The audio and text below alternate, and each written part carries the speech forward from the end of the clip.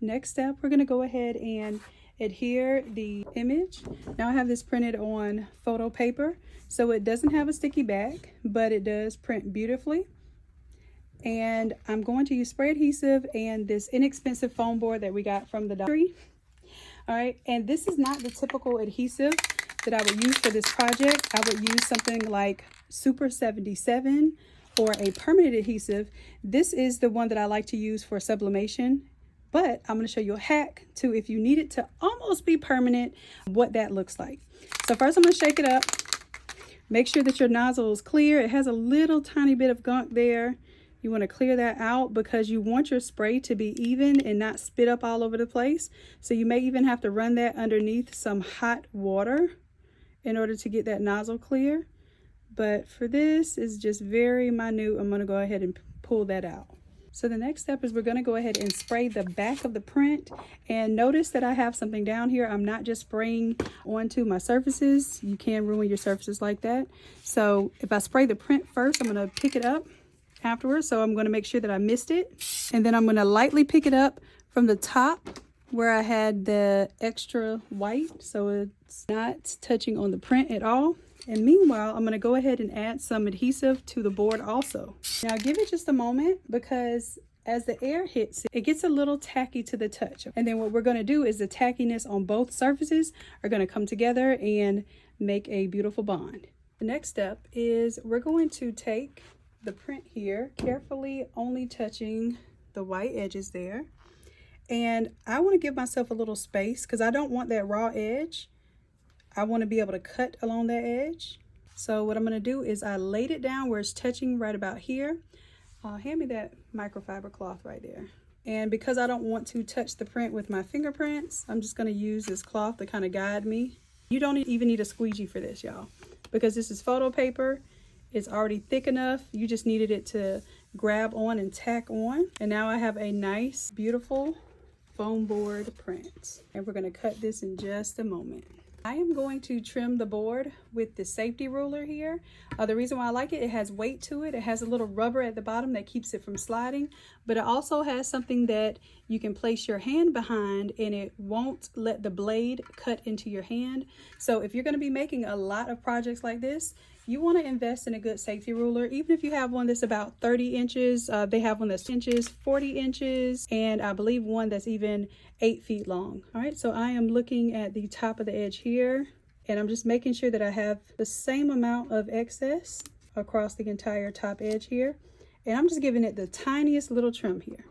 I want to make sure I have a fresh blade. And let me go ahead and pull this down just a little bit, or pull the camera up just a little bit so you can see a little bit more. There we go. So see how my hand is hidden behind the guard here? And then I'm just going to make sure that my ruler did not slide. And I'm pressing down on the ruler just to give it a little pressure because I don't want it to shift while I'm working. Make sure you have a sharp blade. If you have to get a brand new blade before you start the project, one of these box cutters work really well because you can just snap off the blade here. And I'm cutting on a cutting mat. So it's a self-healing cutting mat. So as much as I dig into it, it's not going to hurt it. All right, so that's our first cut. I'm going to go ahead and also make the cuts along the bottom. Notice I'm moving the board. Most people like to cut around the product. I like to move around the board, or move the board around where I cut best. I'm going to cut best because I'm right-handed, where I can see the right side. So when I hold down with my left hand, I'm looking over it with my right side, and my right hand is guiding me down.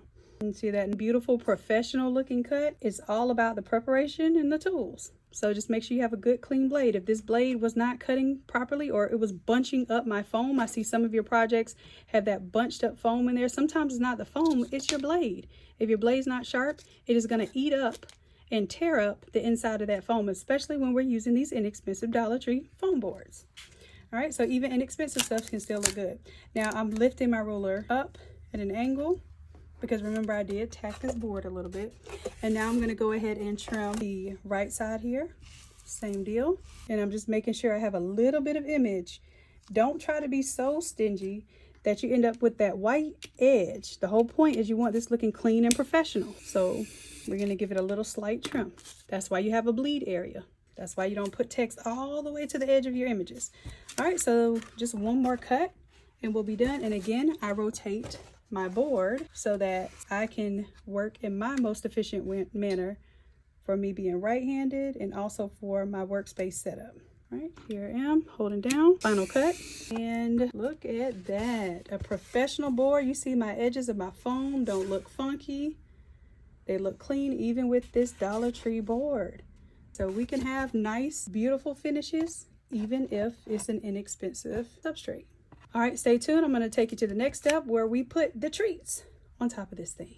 And if you are unaware of how you can get a fresh blade, sometimes you'll look at the edge of the blade and you may not be able to see on the camera here, but there should be a nice, clean, sharp, tiny, thin line at the edge of the blade. If you see any nicks or any types of bumps and bruises in there, then the best thing is to just go ahead and break that blade off. Now I have some pliers here, but you want to be careful. You want to point this down away from your face and away from anybody else's face, and just be extremely careful. Sometimes you may even have a protective fabric or something that you can put over it. So I'll use this microfiber just to give me an understanding how I can be a little more safe with this method. And people break these off all the time, but I just don't want you with the opinion that this can never be unsafe. So if we just break this off right now, I'm holding it down, broken it into the cloth. I open the cloth up, there's my blade, and here is my fresh new edge here. And depending on how deep of product you're cutting into and how much nicking is done, you may have to take off 2 versus just 1 section. That's it, simple. I am going to be using a safety ruler here. You can see I have the full board here. You can use a standard ruler. I like the idea of the safety ruler because it's heavy, and then it also protects my hand inside. I am going to trim the board with the safety ruler here. The reason why I like it, it has weight to it. It has a little rubber at the bottom that keeps it from sliding, but it also has something that you can place your hand behind and it won't let the blade cut into your hand. So if you're gonna be making a lot of projects like this, you want to invest in a good safety ruler. Even if you have one that's about 30 inches, they have one that's 20 inches, 40 inches, and I believe one that's even 8 feet long. All right, so I am looking at the top of the edge here, and I'm just making sure that I have the same amount of excess across the entire top edge here. And I'm just giving it the tiniest little trim here. I want to make sure I have a fresh blade. And let me go ahead and pull this down just a little bit, or pull the camera up just a little bit so you can see a little bit more. There we go. So see how my hand is hidden behind the guard here? And then I'm just gonna make sure that my ruler did not slide. All right. And I'm pressing down on the ruler just to give it a little pressure because I don't want it to shift while I'm working. Make sure you have a sharp blade. If you have to get a brand new blade before you start the project, one of these box cutters work really well because you can just snap off the blade here. And I'm cutting on a cutting mat. So it's a self-healing cutting mat. So as much as I dig into it, it's not gonna hurt it. All right, so that's our first cut. I'm gonna go ahead and also make the cuts along the bottom. Notice I'm moving the board. Most people like to cut around the product. I like to move around the board, or move the board around where I cut best. I'm gonna cut best because I'm right-handed, where I can see the right side. So when I hold down with my left hand, I'm looking over it with my right side, and my right hand is guiding me down.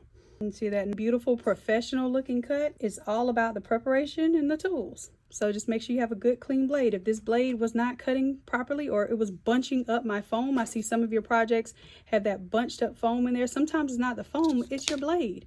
If your blade's not sharp, it is gonna eat up and tear up the inside of that foam, especially when we're using these inexpensive Dollar Tree foam boards. All right, so even inexpensive stuff can still look good. Now I'm lifting my ruler up at an angle because remember I did tack this board a little bit.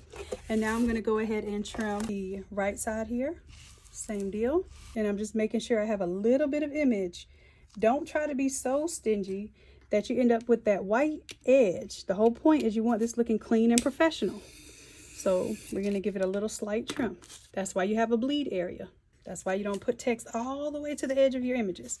All right, so just one more cut and we'll be done. And again, I rotate my board so that I can work in my most efficient manner for me being right-handed and also for my workspace setup. Right, here I am holding down, final cut. And look at that, a professional board. You see my edges of my foam don't look funky. They look clean even with this Dollar Tree board. So we can have nice, beautiful finishes even if it's an inexpensive substrate. All right, stay tuned. I'm gonna take you to the next step where we put the treats on top of this thing.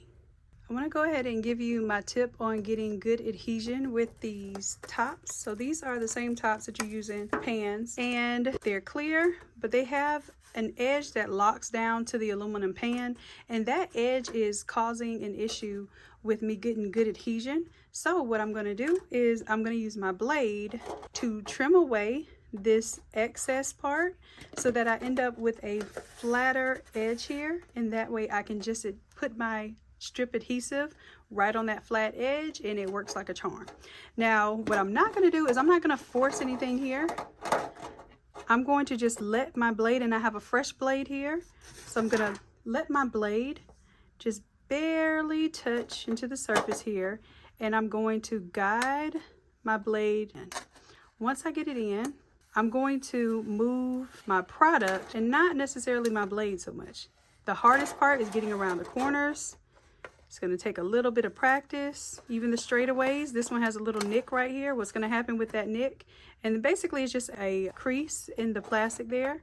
It's going to catch there. I'm going to just slowly push into it, and I'm going to continue my way around the product. Now what happens is it gets a little less structural at that edge once you're removing this rim, but I am barely, this is gliding like butter, especially since I have a clean blade.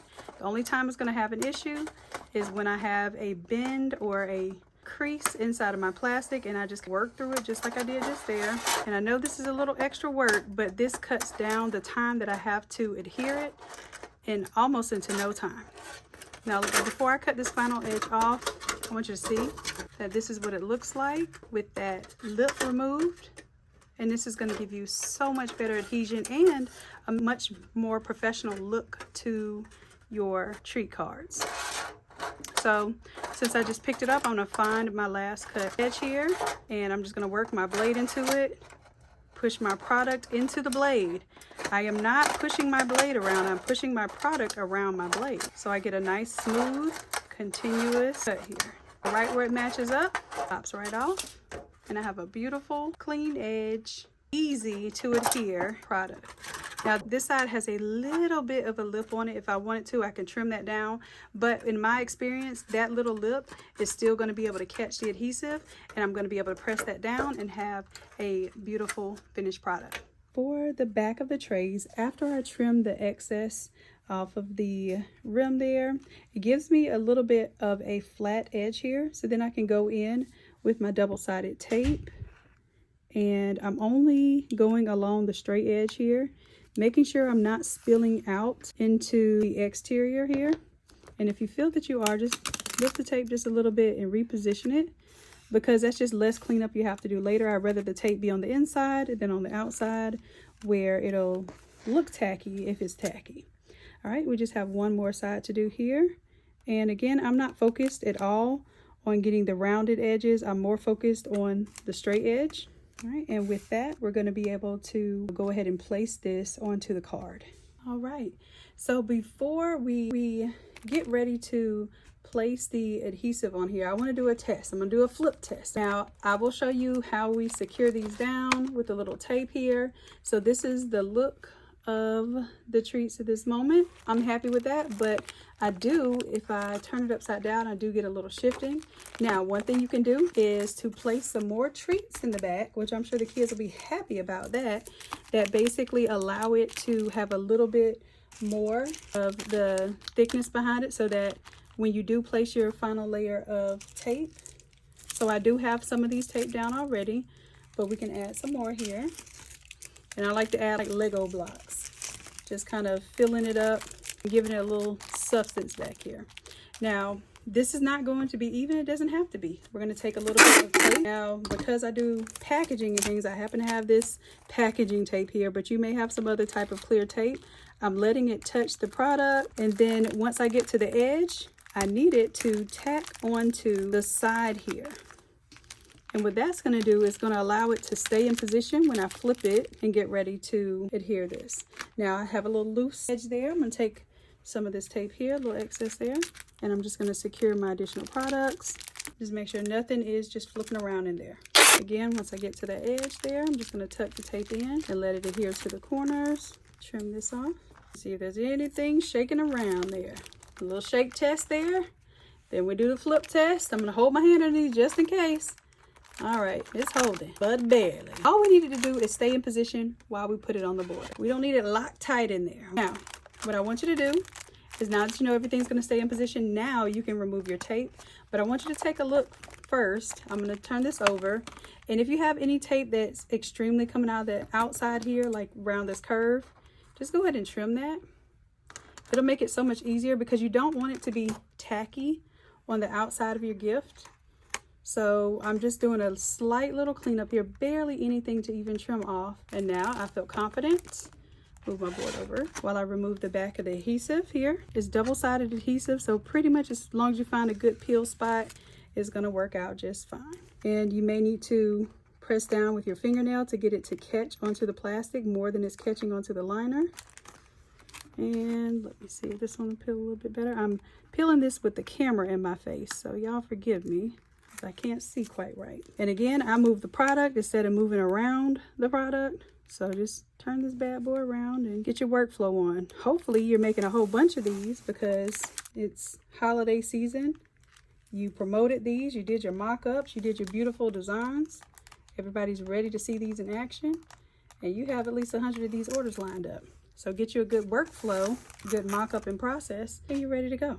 All right, so before I put this on, I'm going to make sure that I have it turned the right way. So for me, oh, no, I had this one where the airheads were at the bottom. So I'm just going to preview, make sure that makes sense. And it does, and I'm ready. So let's go ahead and bring our board here. Now I'm going to still hold with my fingertips, hold things in place, and hover about where I want it to drop, because once it's done, well, you could do a little shifting, but it's possibly going to pick up your print because this is good adhesive here. All right, so I'm just releasing my fingers out the way a little bit here. You see, even if my product drops, it's dropping in the right place. And now I'm just making sure that everything is fitting in the position that I want. And because I did that good old trim around the sides here, I'm getting a nice flat adhesion around my plastic. And I can just take a little bit of pressure with my thumbnail here and just guide it along this little clear rim, and I'm good to go. Now the candy cane shakes around there on purpose. I wanted that to be a little attention grabber, but everything else is in there pretty good. It shouldn't be shifting too much for transportation. Now I'm going to show you all the way around this thing. You have the front, nice, neat, professional trim. The back is just your standard foam board, just nice and clean. And these are ready to go. Now I want to show you an additional thing that I did for this one. This will be great for Valentines, kids' birthday parties, etc. So what I did was I took the same design style here and I said, well, what if I made a poster that he can hang up in his room? So you can actually get these printed, these poster sizes. This is 11 by 14. And I just put it in a nice clear package here. But you can get these printed at Walgreens, or you can print them if you have a 13 by 19 printer. I printed this on the same exact photo paper. This one, I just spray adhesive it to the foam board. This one, I left and put a little chipboard behind it, so the chipboard keeps it nice and sturdy, so that when you deliver it, it's ready to go. So now I'll show you the second one. And beautiful gift, easy to make, and it looks professional.